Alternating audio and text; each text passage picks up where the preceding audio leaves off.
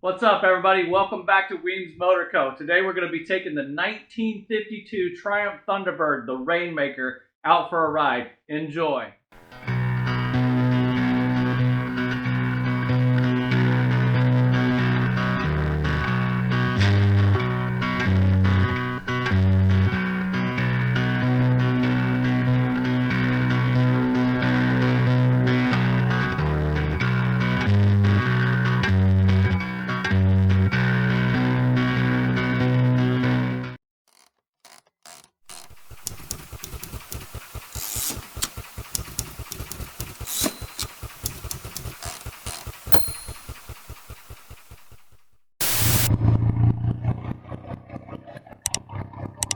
Well, welcome back, everybody, here to the Weems Motor Co. YouTube channel. I'm going to take a little trip through history this morning.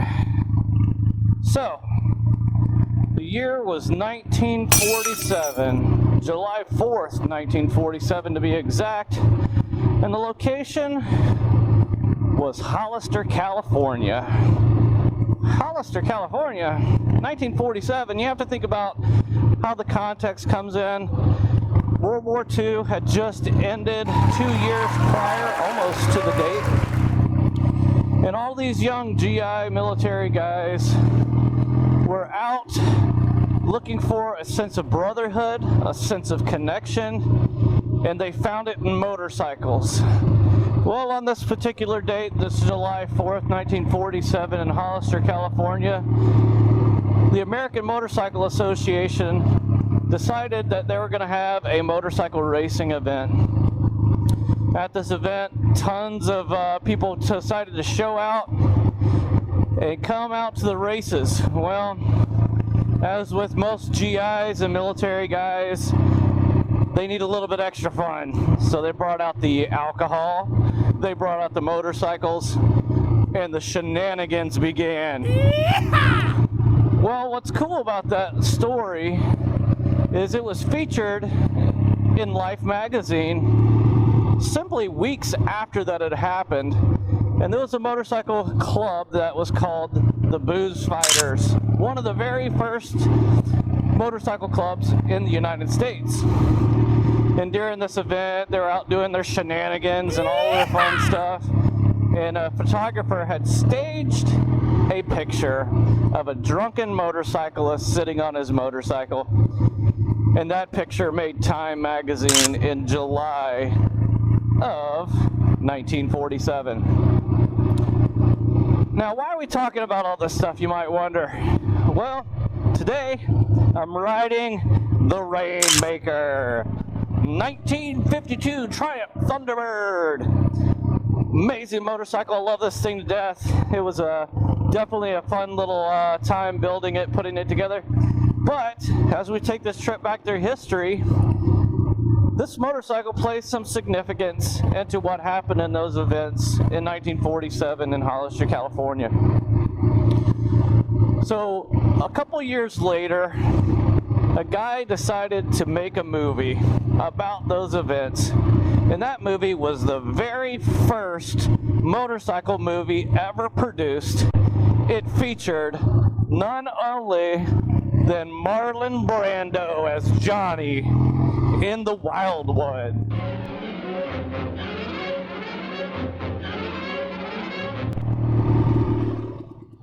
In that movie, Johnny rode a 1950 Triumph Thunderbird, very similar to the one that I'm riding on today.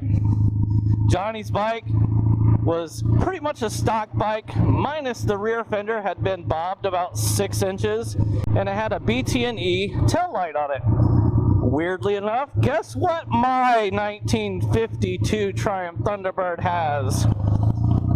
A 6-inch bobbed fender and a BT&E taillight. Look at that Mustang!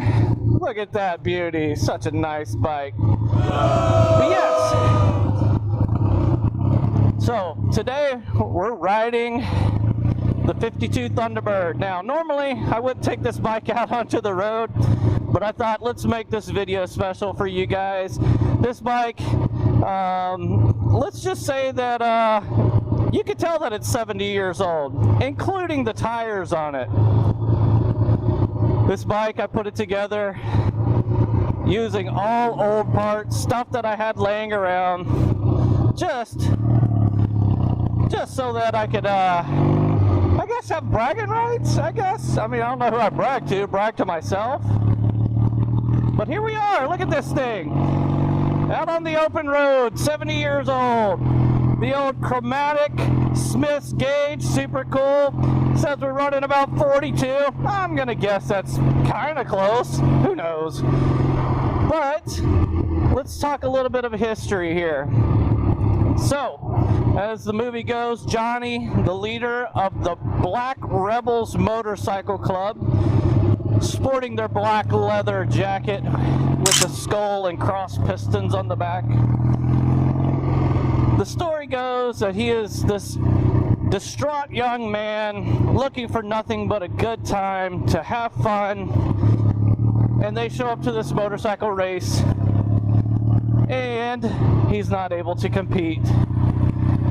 So one of his buddies steals the second place trophy. Second place, not first place, because it was too big, it wouldn't fit.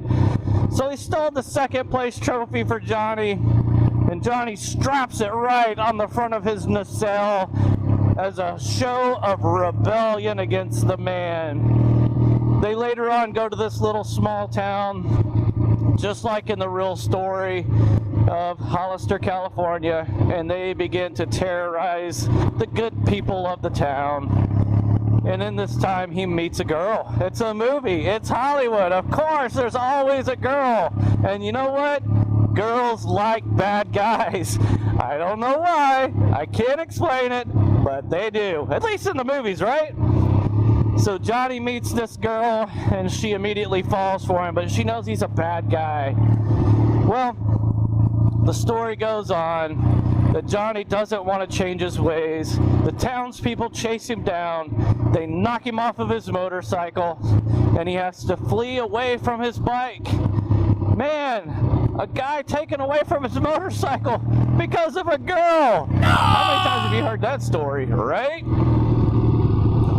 Well, Johnny eventually makes his way back to his bike, lifts it off the ground, straddles on top of it with tear-filled eyes, and he begins the process of starting an old Triumph motorcycle. I love in the movie that they kept it realistic. Johnny picks up the bike, throws his leg over, and he kicks, and nothing happens. Nothing happens!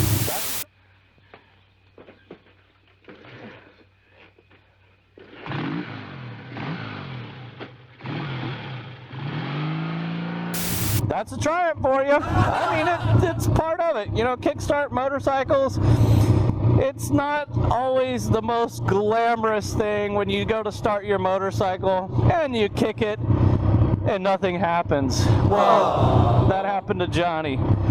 But guess what?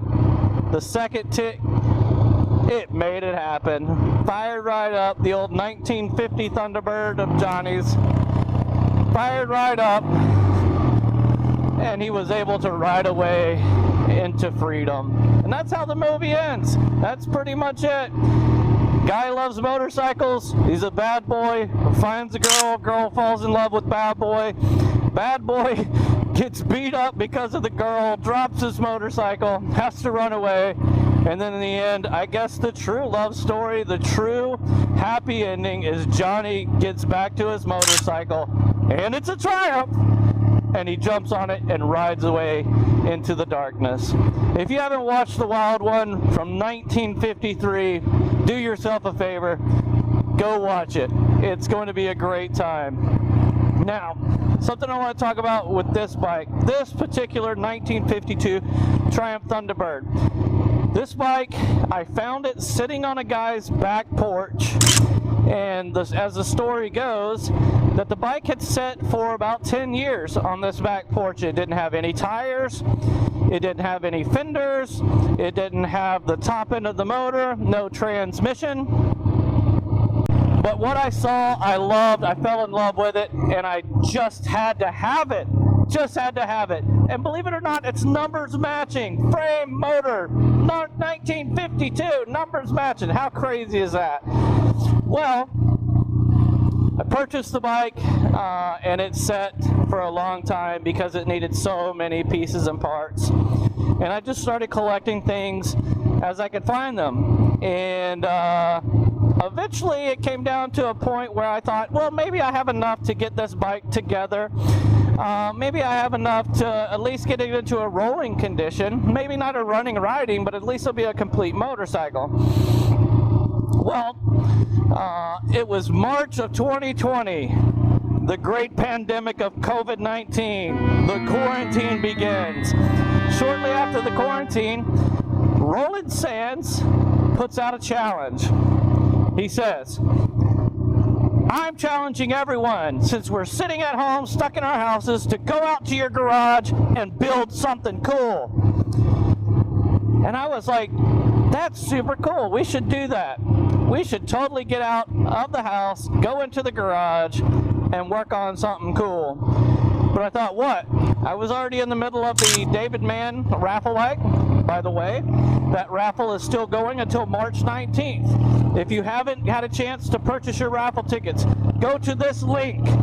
Go purchase a ticket. 100% of that money is going to build tiny homes for homeless teenagers who have aged out of the foster care system. Go help those kids out. Check out Forgotten Angels. Their link is right here. All right. I was in the middle of that build, and Roland Sands puts out the challenge. And good old Weems, like an idiot, I put my foot inside my mouth, and I said, I'll take your challenge, but I'm going to one-up you. I'm going to give myself 14 days to put this bike together, and on top of it, I'm not going to spend a dime. I'm going to act like it's the apocalypse, where the internet doesn't exist anymore. You can't go to your local parts store and purchase anything. You have to use what you got, make it work.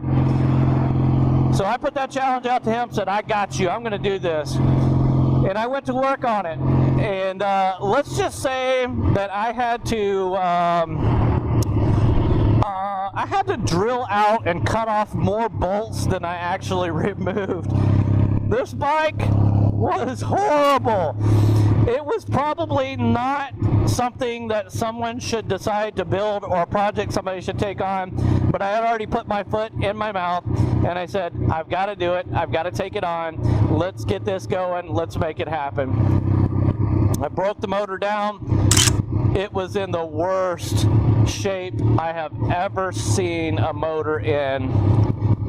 I honestly didn't know if it was going to be possible, but I had 14 days to figure it out, and I just started working. And you know what? It was about day 10 that I really realized that I think I could possibly make this happen. It might actually work. Then it was on day 13 that I took the first kick. It didn't want to start, just like old Johnny in the Wild One. The bike didn't want to go. I wish it would have started on the second kick. No, this thing took about 3 or 4 kicks before it decided it wanted to come to life. And when it came to life, it came to life! Okay, that's a little scary. I'm gonna slow that down a little bit. The tires on this bike, like I said, are super old. I probably shouldn't be acting like this. Not safe. So, bike starts up, and I'm like, you know what? The only thing left to do is to ride it. And on day 14, she came to life. Now, that's a big story about the 1952 Triumph Thunderbird, the Rainmaker. Love this bike. If you ever come to my house, I'll let you ride the bike. You have to sign a waiver stating that, you know, you've had your tetanus shot, that if parts fall off the motorcycle, it's not your fault. If you die riding the motorcycle, it's not my fault. But it's one of those things. It's fun. It's joyous. It's awesome knowing that you can get on something that is this old and take it for a ride. Now, something I want to talk to you guys about is you. You know, there are times in our lives when we feel like we've been neglected, when we feel like we've been left on a back porch for years, that we've been abused and been hurt and been taken advantage of. But there's one 4-letter word that I want to give to everyone, and that word is hope. There's always hope. Regardless of what you've been through, regardless of how people have treated you, things that people have said about you, there is hope. You don't have to give up. If you need somebody to talk to, reach out. There's people always available.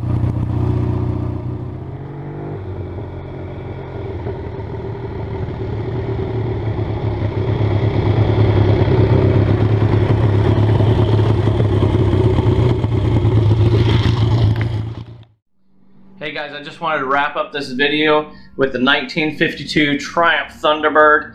Much like this motorcycle had sat on that back porch for all of those years, being neglected, abused, and forgotten about, I went through that in my own life. And I want to give you guys a 4-letter word, and that word is hope.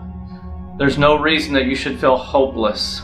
There's a number right here at the bottom of the screen. If you guys are going through something tough, if you're dealing with anxiety, depression, or thoughts of suicide, reach out. When I was going through the darkest times of my life, I found out that I had a brain tumor, and then I eventually started having seizures, and the doctors didn't have any answers, and I felt very hopeless. It was in that moment that people came around me and started to give me hope in a hopeless situation. So please, if you're going through something tough, reach out. We'll see you guys next week right here on Weems Motor Co. Peace.